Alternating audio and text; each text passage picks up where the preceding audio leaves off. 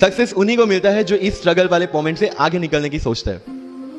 जब भी आपको लगे कि आपके सिर पे बहुत मुसीबत है, जब भी आपको लगे कि आप हर तरह से गिर चुके हैं, जब भी आपको लगे कि आपके पास कोई ऑप्शन नहीं है, तब एक चीज आप अपने दिमाग में लाइएगा कि यही मोमेंट है जहां से आपकी तकदीर बदलने वाली है।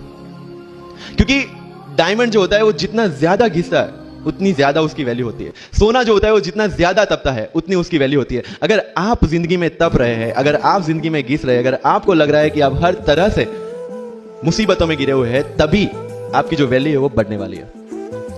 और यही मेरा एटीट्यूड रहा है। लोग बोलते हैं कि तुम्हारी फाइनेंशियल कंडीशन ठीक नहीं थी, पापा इलेक्ट्रिशियन थे, मम्मी हाउसवाइफ थी, डायमंड के कारखाने में काम करती थी, उसके बाद उन्होंने मैरिज में रोटियां बनाने का काम किया और उस तरह से मैं पढ़ा।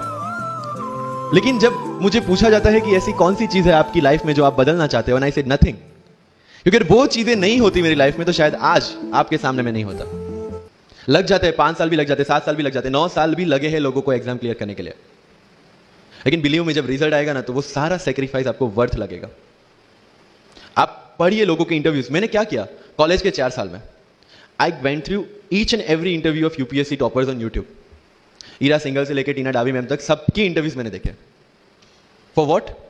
जस्ट टू नो कि उन्होंने ऐसी कौन सी गलतियां की थी जिससे इनको इतना टाइम लग गया और मुझे कौन सी गलतियां रिपीट नहीं करनी है। क्योंकि खुद सब कुछ अनुभव करके सीखने के लिए जिंदगी काफी छोटी है। सो जब युद्ध के मैदान में हम उतरते हैं, इस चक्रव्यूह में उतरते हैं, तो अभिमन्यु की तरह नहीं, अर्जुन की प्रिपरेशन के साथ उतरना है कि हमें पता होना चाहिए कि इससे बाहर कैसे निकले। रात को जब सोने जाते हो अपने आप से पूछो कि आज के दिन में कितना टाइम वेस्ट किया। वो वेस्ट होता टाइम जब कम होता दिखे, समझ लेना कि you are on the right track. अगर किसी मैरिज में भी एकदम बन ठन के गए हैं, लेकिन जब तक सामने वाला मुझे नहीं बोलता dude you look good today, हमें सेटिस्फेक्शन नहीं होता। Isn't it? We want certificate from others.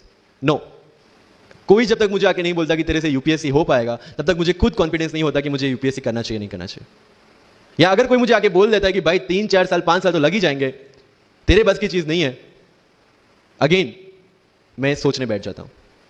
But you have to understand कि एमपीएससी जो है, जो क्लास 3 क्लास 2 एग्जाम्स है, उसकी रिक्वायरमेंट यूपीएससी की रिक्वायरमेंट से कंप्लीटली अलग है।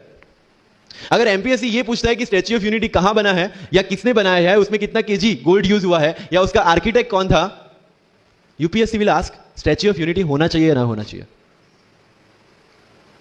These people will ask you Panipat का फर्स्ट बैटल कहां पे हुआ था, सेकंड कहां पे हुआ था, थर्ड कहां पे हुआ था, कौन जीता था, कौन हारा था, कहां से आए थे।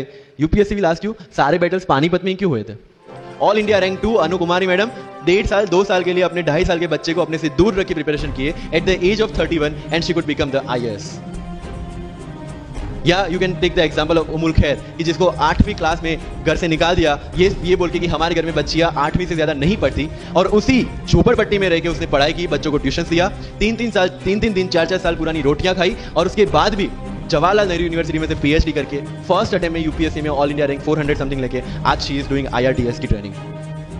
And with the genetical disorder की उसके जो बोन डेंसिटी वो काफी कम है, तो आज तक 16 से 17 तो उनके ऑपरेशन हो चुके हैं। Do we have any kind of limitations like this?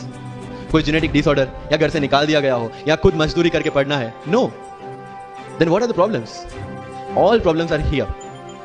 क्योंकि आज तक दुनिया ये मानती थी कि एक भी शब्द बिना बोले हम अपनी बात एक्सप्रेस नहीं कर सकते। तब हमारे साथ थे चार्ली चैपलिन, जिन्होंने एक भी शब्द बिना बोले सारी दुनिया को एंटरटेन किया। आज भी दुनिया जब ये मानती है कि सिर्फ औरतें अच्छा खाना बना सकती है, हमारे सामने संजीव कपूर, जिन्होंने पूरी दुनिया को भारत का स्वाद चखाया। आज भी अगर दुनिया ये मानती है कि अकेले इंसान से कुछ नहीं हो सकता, हमारे सामने महात्मा गांधी जो अकेले चले थे और पूरा देश उनके पीछे चला था। आज भी दुनिया अगर ये मानती है कि धनवान बनने के लिए धनवान घर में पैदा होना जरूरी है, हमारे सामने धीरूभाई अंबानी, जिन्होंने पूरी दुनिया को एक सपना दिखाया, कर लो दुनिया मुट्ठी में, और आज रिलायंस इंडस्ट्री वर्ल्ड की और इंडिया की सबसे बड़ी इंडस्ट्री है। अगर आप ये मानते हैं कि सिविल सर्विस में आने के लिए आपका बैकग्राउंड होना जरूरी है, आपके सामने Shahrukh Khan without any background आज भी बॉलीवुड का बादशाह है। अगर आज तक दुनिया ये मानती थी कि हम सिर्फ धरती पे रहने के लिए बने हैं, हमारे सामने नील आर्मस्ट्रांग जो चंद्र पे जाके आए, आज तक हम ये जानते हैं कि हम क्या है, हम क्या बन सकते हैं, ये जानने का टाइम शुरू होता है अब। Thank you so much.